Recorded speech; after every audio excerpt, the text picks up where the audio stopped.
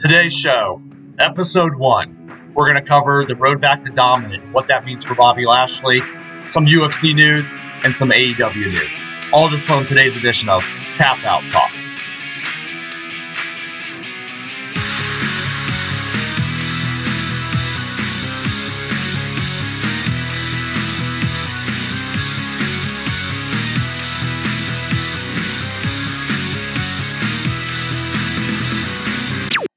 Let's get into our first story, the journey back to dominant. As some of you may know, that Bobby Lashley is now your WWE champion, defeating The Miz last Monday night on the edition of Raw. So what this really means is Bobby Lashley's had quite a journey to get to this moment in his career. As you guys know, he started out his career in WWE and ended up being what is called a mid-card wrestler. Had some good moments, had a WrestleMania moment with Donald Trump, even got involved in shaving Vince McMahon's, classic Silver Fox hairstyle. So what this really means is then the company didn't really push him any further. And Bobby ended up leaving to pursue a career in MMA and actually go do some mixed martial arts.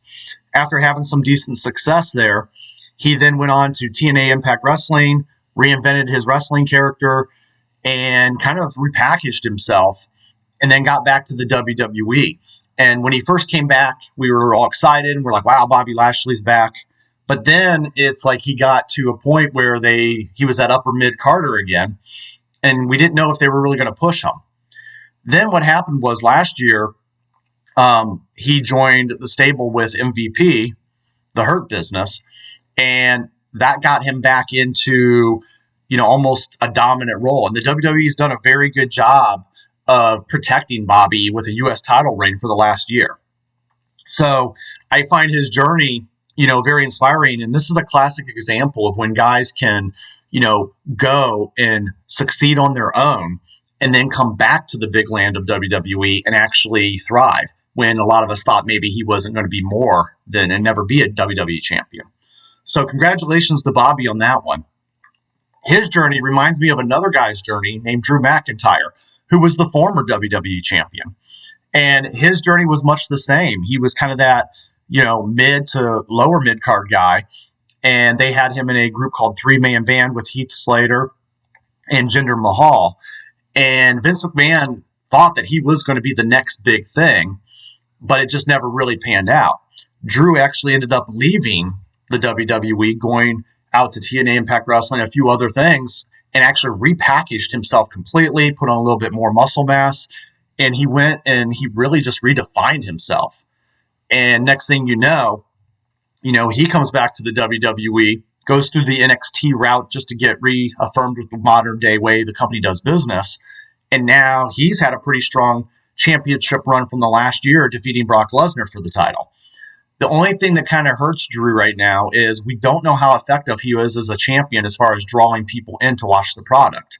Unfortunately, his championship reign has come during a pandemic year, that is 2020. And Drew really just got to the point where he, he's in front of no crowds. He's not getting a real live reaction. The WWE's putting a lot of audio sound in there. So I personally like Drew, and I'm really proud of Drew and Bobby and these kind of guys of how they had their journeys back. And it's weird because they're very similar. And with Bobby being kind of more of a heel, which is a bad guy, and then you have Drew who's being more of a face, which is considered a baby face or a good guy in the industry. These two, I think, are on a collision course for each other, but the WWE's done a very good job of trying to build them up as young stars. And the one way that they've done that is building both guys strong for the last year. But The Miz played a very big part in that. So here's a guy that was a reality TV show from, you may remember, The Real World. And The Miz, from Cleveland, Ohio, just some kid that decided to go be a reality TV show star. And his dream was to be a pro wrestler.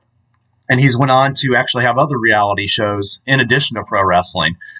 And The Miz is one of those guys where he doesn't need a title to be relevant, but I have always felt that he's very good on the microphone, which makes a good heel. And he has an okay moveset, and I feel like he just does a really good job of developing his character. So what they used him as is a transitional champion. So they actually had built up Drew McIntyre so well, and they actually had him beat Goldberg at the Royal Rumble, which makes him legit beating a legend. Then they had him win Elimination Chamber and defeat 5 former WWE champions. At that point, once Drew won that Elimination Chamber match, Bobby Lashley comes out and dominates him and just, beats him down to no end, which then allowed The Miz to come down. And The Miz actually cashed in his Money in the Bank briefcase, which he won almost, about 6-7 months ago. And he ended up cashing that in for a championship title and being an ultimate opportunist and winning the WWE Championship. So what this does is it keeps Drew McIntyre looking strong because he just had to defeat 5 guys plus take a beat down from Bobby Lashley. And it makes The Miz look like a very sleazy heel and kind of a cheap win. So now The Miz actually had that title for a week, and he had to defend that title against Bobby Lashley, who beat him on Raw. So now we're back to Bobby Lashley looking strong, Drew McIntyre looking strong, and The Miz kind of helping bridge that gap before Mania. Will Bobby Lashley and Drew McIntyre be the match for WrestleMania this year, or will they be going a different route? I want to talk, and this leads into my next kind of topic. Is business about to pick up? And by that, I mean the Hurt Business. Bobby Lashley, as I said, is your WWE champion. And then you also have the tag team champions in Shelton Benjamin and Cedric Alexander. MVP made his return to the WWE last year in the Royal Rumble. And he did a really good job as a manager in the last year of this Hurt Business and putting this group together. And he actually also wrestles a little bit, so it gives him a chance to be in the ring, but also gives him a chance to be a manager. And I think that's something that the WWE has missed for a long time, is real true managers and a little bit of a true stable. This can be a little bit, some people will say, as a nod to the Nation of Domination stable back in the 90s.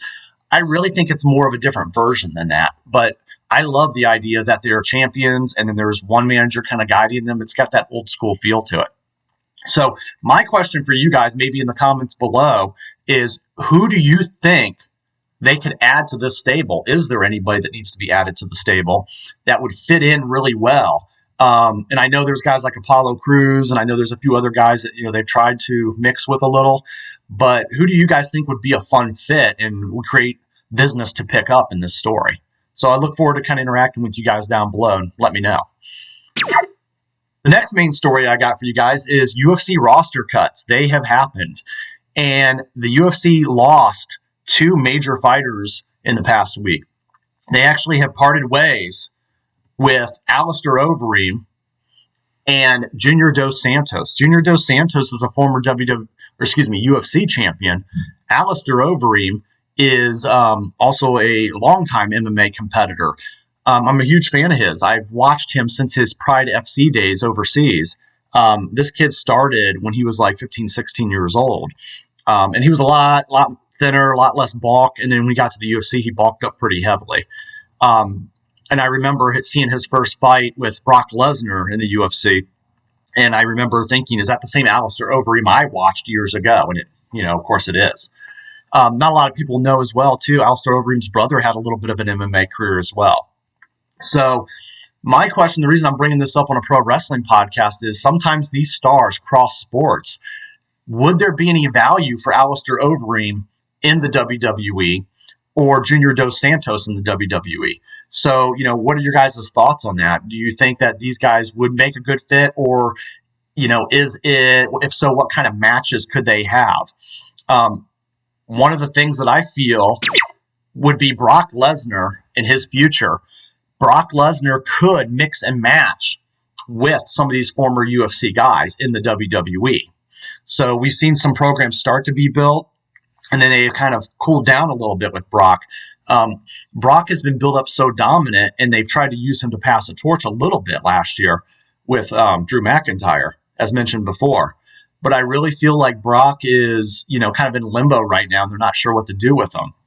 So, do we want him to come back and wrestle a little bit against some former MMA UFC guys, kind of build up his stock even more as a dominant between both sports? Because Brock has been a champion in both sports.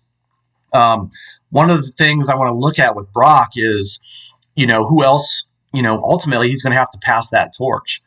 One of my suggestions for his future is I would love to see Brock versus Bobby Lashley. And some people are calling for that to be the match at Mania now that Bobby Lashley's on top of the WWE. If that happens, the WWE has to get this right. And I really believe that the right thing to do is let Bobby Lashley dominate Brock Lesnar. And I'm talking the way dominate as far as Brock Lesnar dominating John Cena a few years ago at SummerSlam when there was tons of suplex cities and tons of just dominance over the number one face of the company. And I feel like Bobby Lashley should dominate Brock Lesnar. And then you could play this redemption story with Brock of how he's lost touch. And it would build Bobby Lashley up as a superstar in the industry. And the fact that it's a guy that also has done MMA in his career, I think that's going to be huge and a huge passing torch, especially at WrestleMania. I also would like to see Bobby Lashley run a program with Roman Reigns. I'd like to see Brock Lesnar run a program with Roman Reigns. I would like to see Brock Lesnar, his manager was Paul Heyman, and Paul Heyman is now on Roman Reigns' managing side. I say put Brock on Raw for now, but eventually I think around Survivor Series, you can merge that story and you could say, Paul Heyman's going to have to choose Roman Reigns or Brock Lesnar. And I think that's going to be an interesting fight. These two typically have good chemistry together. So there's lots of ways to go for Brock, and his future is unknown right now. But I think he does have a couple matches left in him. I think Bobby Lashley's a huge one. I think Roman Reigns is the other one. And I could see him running through some MMA guys as he goes through the gauntlet, maybe before hanging it up for good. Who knows? Another story we have is our Hall of Fame signing. That is Paul White, a.k.a. The Big Show, is All Elite. So he has signed a deal with All Elite Wrestling. And this is kind of a huge news because, a lot of people thought, Paul White is, a.k.a. The Big Show, is going to be a WWE performer for life. And when he signed, he come out on AEW Dynamite last week and made his intentions known. Now, I understand he's going to be helping with commentating.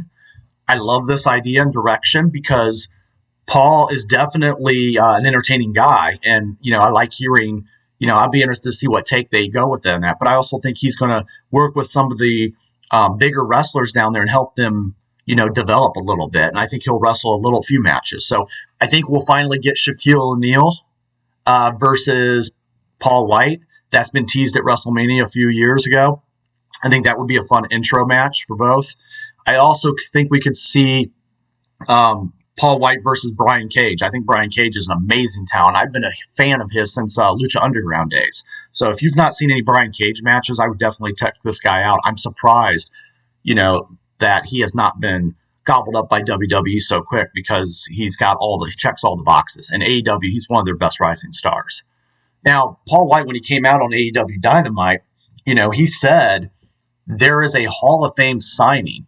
So he came and said there is a Hall of Fame worthy signing that will be revealed this Sunday, which is today of my recording, and it'll be revealed on tonight's pay-per-view.